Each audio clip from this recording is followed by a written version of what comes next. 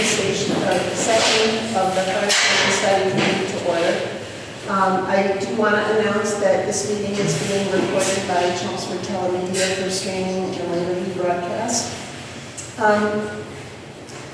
The way we set this up tonight, I'm Virigina Timmins. I'm the Select Board representative to the committee. I'm also its chair. So I'll provide some information about the proposed reconstruction projects and the work of the committee. We have most of our committee members are here this evening to help answer any questions you might have.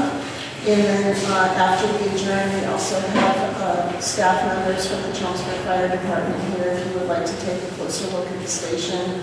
And they have some displays in the back as well. Before I get started, I just wanted to introduce the rest of the committee. We have two management representatives. I think you know Paul Cohen, our town manager. Our fire chief, Gary Ryan, is on the committee. Chief Ryan is a resident of Chelmsford. He's been with the fire department for 30 years and has been our chief for the last 9, so thank you for your service. We have 2 firefighter representatives on the committee.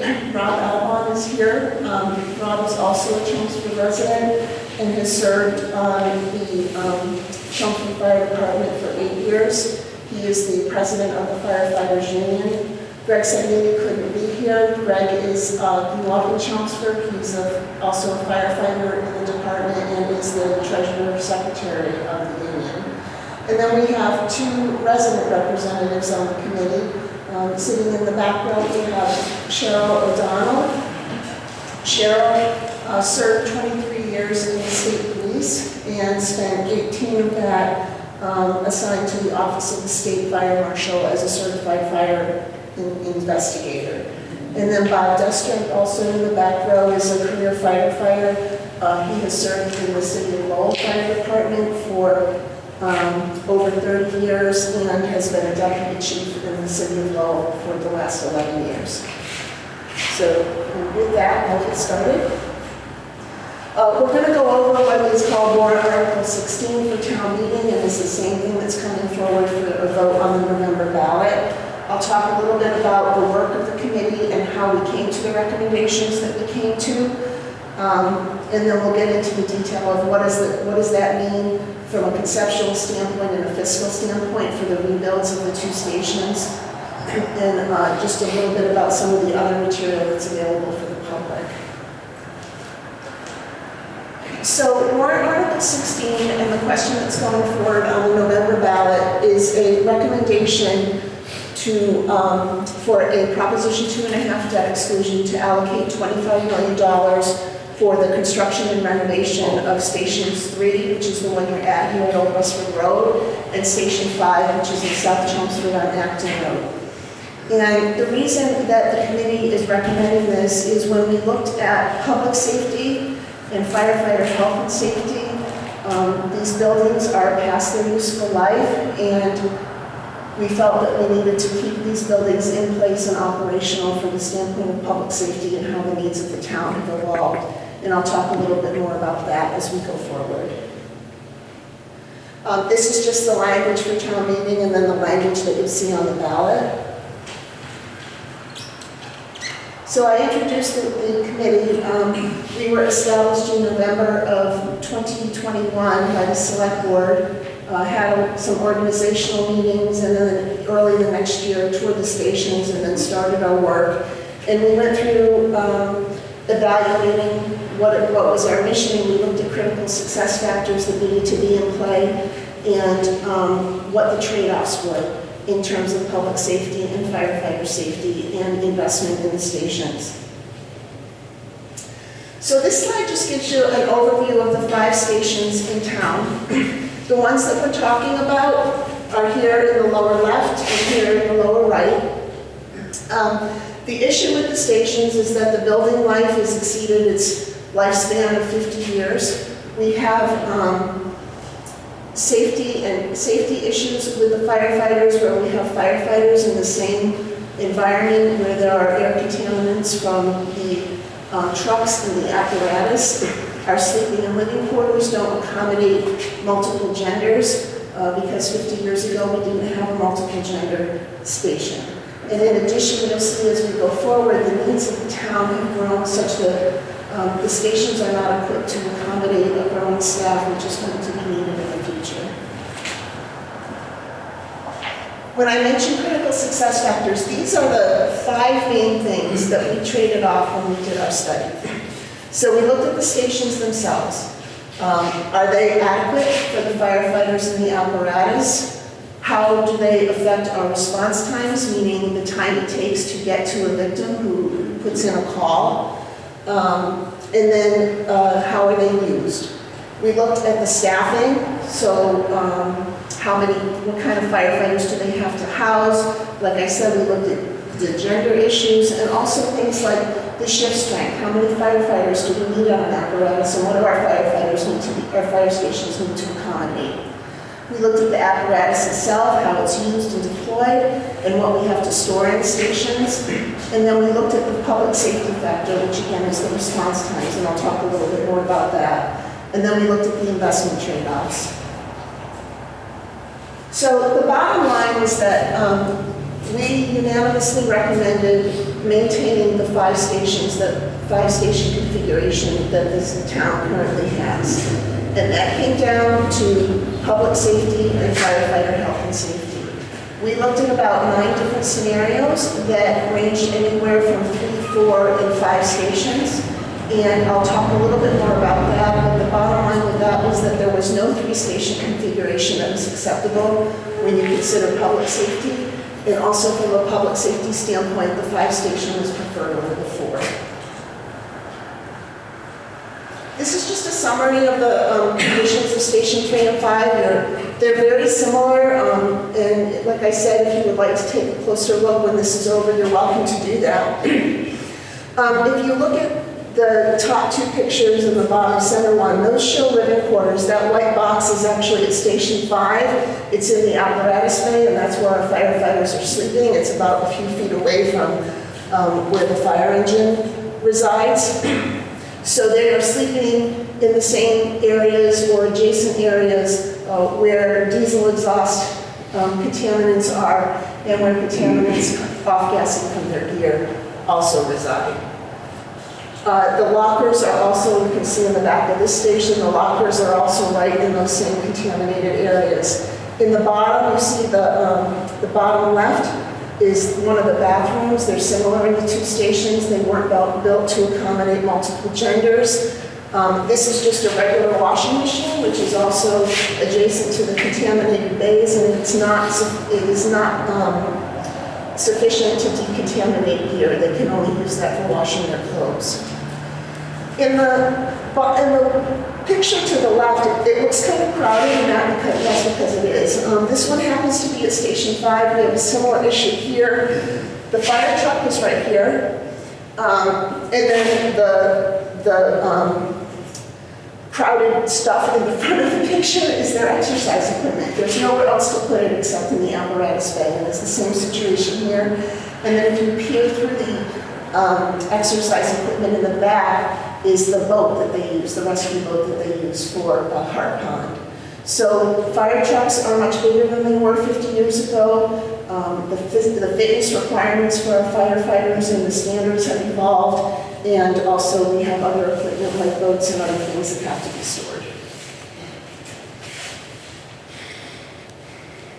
Okay, so I want to talk a little bit about the 3, 4, and the 5, just to put this in context for you.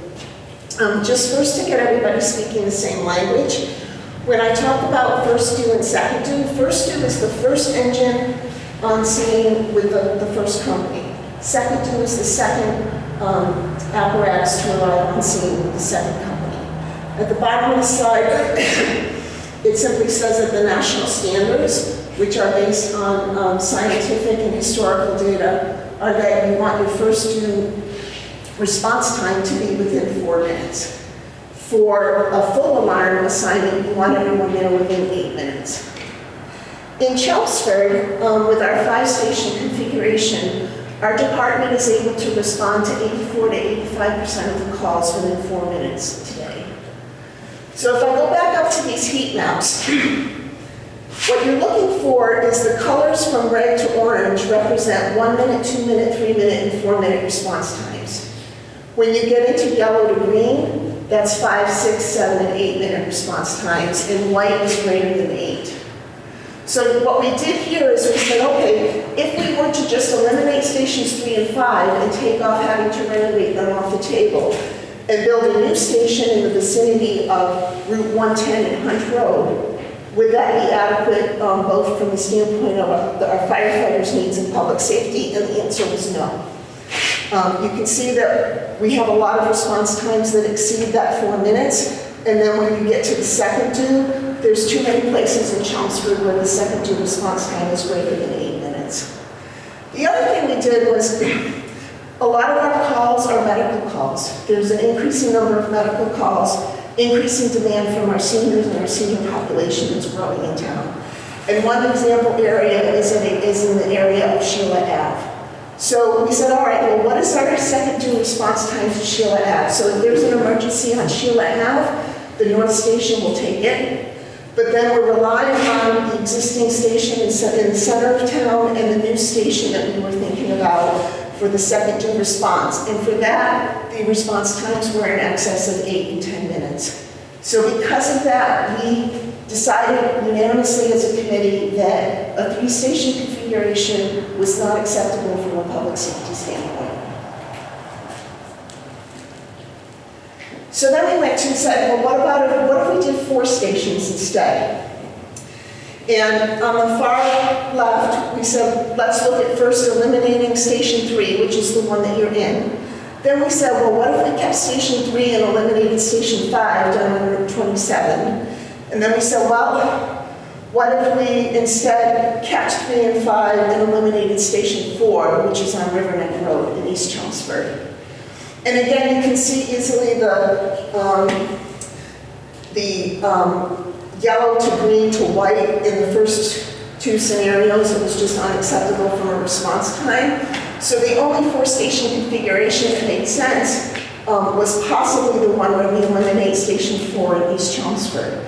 However, if we did that, 20% of the calls that we currently get in East Chelmsford, or that we typically get in East Chelmsford, would now experience an increased response time. And so that led us to the conclusion that we were best keeping the 5-station configuration that we have today from a public safety standpoint. And given that, we can't afford to keep these buildings the way they are. They're not going to meet the need. Our firefighters are immersed in health and safety risks, and so that is why we came to the recommendation to renovate these 2 fire stations or reconstruct them. I'll just take a quick note. There's other implications with respect to staffing. We looked at that. The fewer stations you have, the more firefighters you can put on a truck with the staff we have today. But when we looked at this, we said, well, we are going to need to increase our staffing. We need to get some lieutenants on staff to have clear chain of command. And there's some compromises that come here where we can't increase the staffing everywhere, at the outset, but it was a compromise that the firefighters were willing to accept because it still puts them in a much better position and it keeps our public safety preserved. Okay, so I keep talking about the needs of the town and how they're evolving, so let's talk about that for a minute. We looked at the Census Bureau data and how the population has evolved over time. Here in the 1960s and 1970 is when these 2 stations that we're recommending were built. And you can see in 1960 our population was at 15,000 and we more than doubled by the time the 2020 census data came out. Chief Ryan also looked at what kind of calls are we getting over time. And here you can see just the percentage increase in calls over 2 decades, or even between 2002 and 12, and then 12 and 22. I mentioned the number of medical calls has increased significantly. That's this line here, if it's cut off on the screen, but that has continued to escalate as time progresses in town as well. The other thing that I found interesting, when we did this chart, we didn't have the 2023 data yet. And back in the 1960s, we were at 850 calls per year, and now we're at 6,354.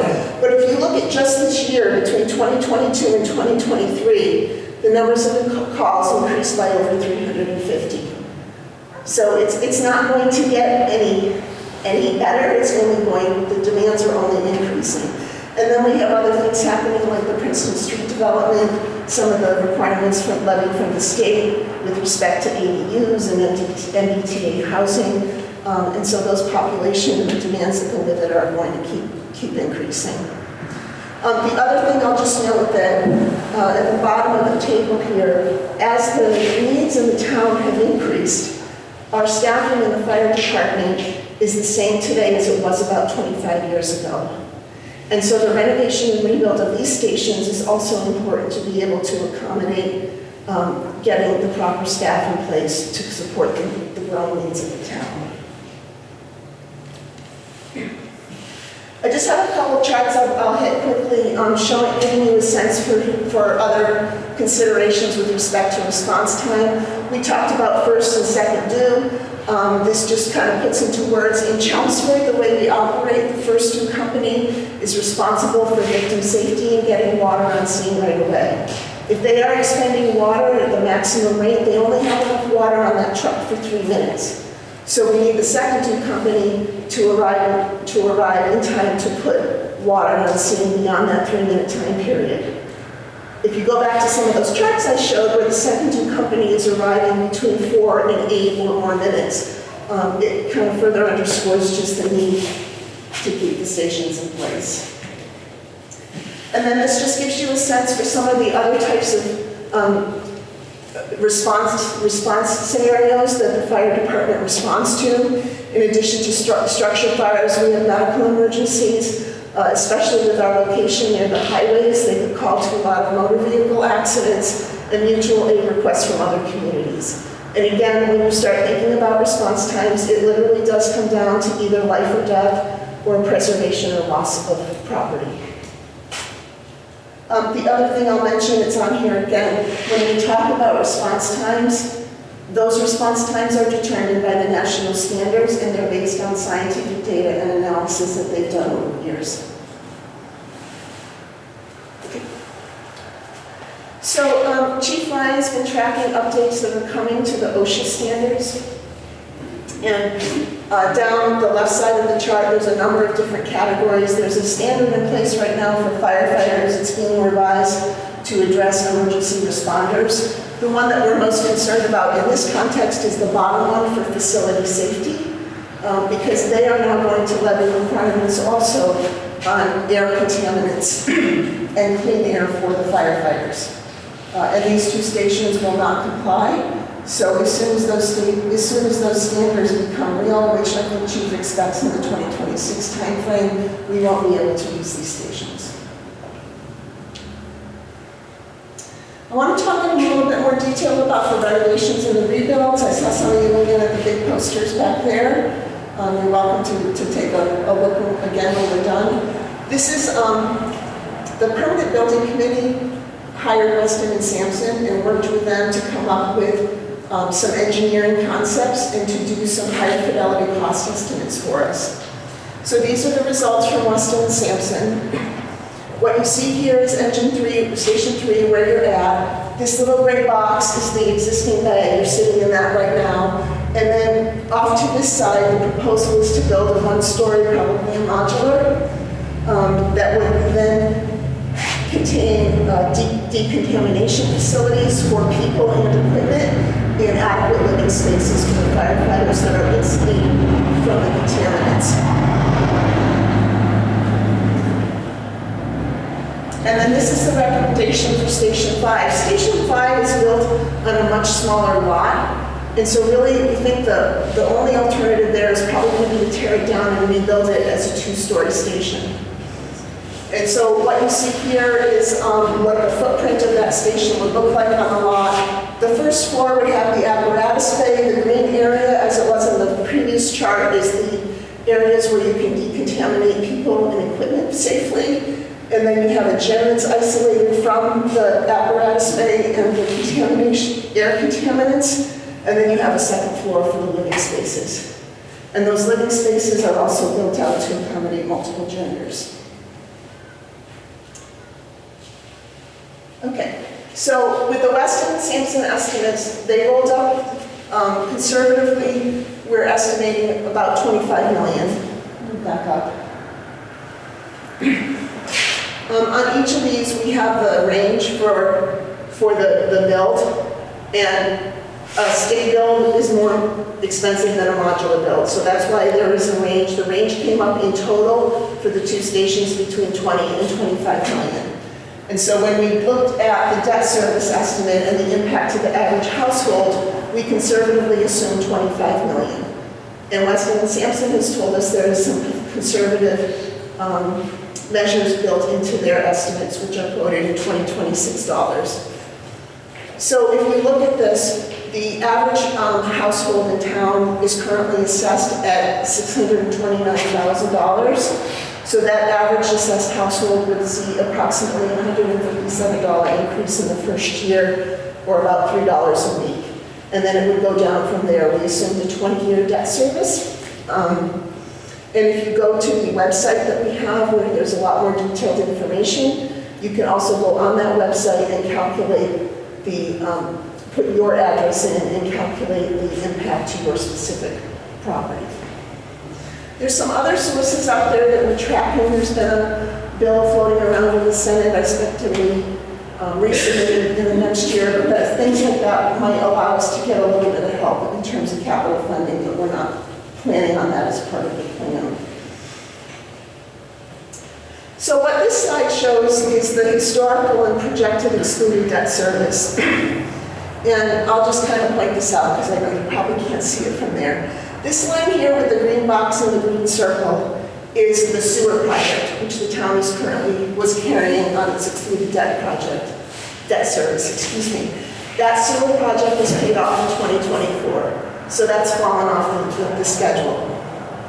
The next line with the purple box and the triangle is the debt service that the taxpayers are paying for the renovations to the schools that were approved many years ago, the auditorium at the high school and some other things. That will be paid off in fiscal 2025, the year that we're in, so that will drop off.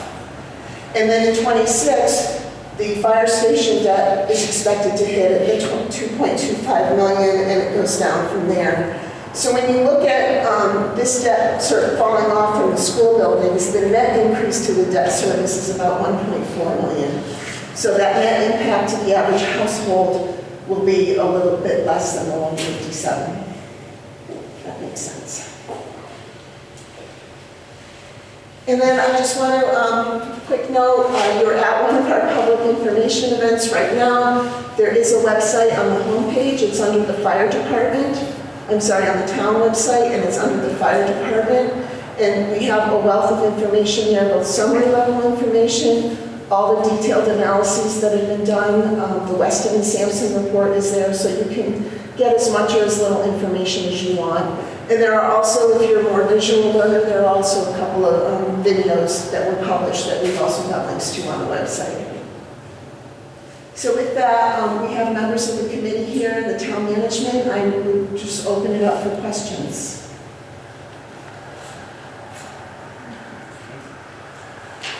No? I have one question. Sure. Because I couldn't see some of the ages of the other fire stations, but it looked like there was one that was getting close to being that 50 years ago.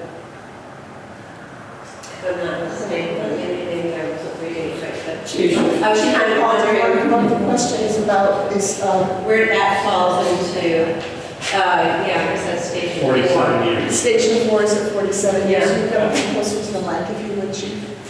To answer your question, so engine 4 over at East Chelmsford, Yeah. so it's built in 1976. So When we looked at it as a committee and with the chief, we didn't see any real impending major safety issues with that station like we have in East 2. So 1976 was probably, if you ever get out through Riverneck Road, that was the first station that we had where they actually built the bedroom off, like the apparatus, it wasn't contained in it. So does it need some, it probably does need some upgrades as far as safety issues. some of the changes you were talking about with kind of the air quality in here and all the ventilation, that these regulations are coming in soon. probably can anticipate that's going to need upgrading too. We'll have to look at it when it comes Yeah. out, because that one, they actually have a room off the apparatus for the gear. It doesn't have a separate ventilation system like you have in engine 1 and 2. So it could come into play, but certainly it's not like the station here. It's not like what these guys are doing here. Any other questions? Yes, I'm just trying to make sure I remember. So would this station remain open during the construction of the new facility? So the plan is to, kind of like we did Chief, I'm with... just going to repeat the question for the, Oh, yeah, so the question is, what will happen to our members at Engine 3 during construction? So back in 2021, when we did the Engine 2 project, we temporarily housed the firefighters over at Richardson Road. We would try to replicate that here, whether it's using the bay in the back, adding a modular building for firefighters to be housed out of. There are options that we would look at, so that we can keep the response time the same. But the trucks would still be here. The station's open, that's what I'm asking. The truck may not physically be here because this room, even though it's saying, is gonna get renovated. Oh, yeah. The floor is gonna get repaired, you know, the doors will get replaced, the windows, the roof has to get short, You park in my way. what's that? Parking out the street. Oh, you could, yeah. But that, so we will look for facilities that we have existing to stabilize trucks. How long do you think this is going to take, the whole start to finish, when you start the build?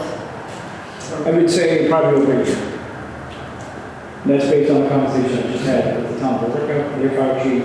They're going through a process now, and that's what they were kind of giving for plan. So I guess the way to fall into my question, Station 5 gets demolished, right? That has to be rebuilt totally. How do you address the response times to that part of town during that year that it's not water there? So the idea would be the same for Region 5, but here we would try to find a spot very close to the present site at Acton Road, 295 Acton Road, and then try to replicate a garage, because we have to house the truck in real time, and also we get a trailer. So we would look at town-owned property first, and then if that doesn't work, we try to reach out to some of our commercial properties. But certainly try to stay in that neighborhood. What's the decision between modular and stick building? How does that get made and when? So actually, since you're on the permanent building committee, you'll be Yeah. part of that conversation, but specifically for Engine 5, because of the tight lot, it's just a third of an acre. Yep. And because it's going to be 2 stories, the modular buildings don't tend to lend themselves, especially for apparatus space. You need to clear space. This building, a little different because a modular building could work. Doesn't mean the committee's going to go that way, but that is a decision that the town and the permanent building committee will look at if this passes. Okay. any other questions? How about on the back? If there's no other questions, we will adjourn. We have the chief, the deputy chief, and one of our firefighters, Rob Albon, is here if you want to take a closer look or see other parts of the station. And there is a big blow up in the back of what the conceptual diagrams look like that I showed here. So I want to thank you all for coming, and if any questions come to mind after that, please feel free to reach out to any committee member, the fire department, or the town manager's office. Thank you. Thank you. Thank you.